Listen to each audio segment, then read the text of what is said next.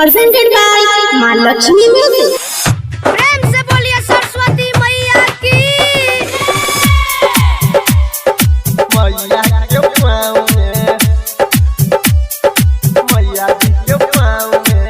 Music director DJ Neeraj बाबू बाहर गदियान पैजनिया बाजे मैया के पाँव में। शारदा भवानी अइले घूमे हमरा गाँव में, शारदा भवानी अइले घूमे हमरा गाँव में। झुन पैजनिया बाजे मैया के पाँव में, झुन पैजनिया बाजे मैया के पाँव में।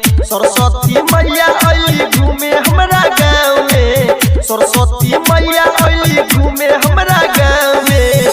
झुन पैजनिया बाजे मैया के पाँव में, झुन पैजनिया बाजे मैया जी के पाँव में, झुन पैजनिया बाजे मैया के पाँव में। माँ लक्ष्मी रिकॉर्डिंग स्टूडियो बहेड़ी। मैया के पाँव में,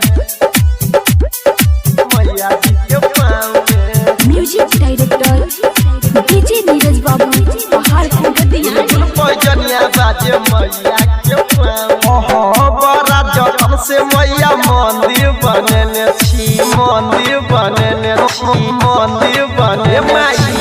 बड़ा जतन से मैया मंदिर बनेने छी, फूल और हुल से सिंहासन सजेने छी। बेटा तोहरा सुना है मैया, बेटा तोहरा सुना है मैया। जाके बसल ई गरीबी के जाँव में, रिनझिन पैजनिया बाजे मैया जी के पाँव में, रुनझुन पैजनिया बाजे मैया के पाँव में,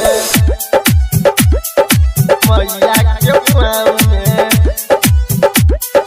मैया जी के पाँव में। म्यूजिक डायरेक्टर डीजे नीरज बाबू बाहर गदियान पैजनिया बाजे मैया के पाँव। साल भर पर अइलू मैया जइहना छोड़ के, जइहना छोड़ के, जइहना छोड़ के।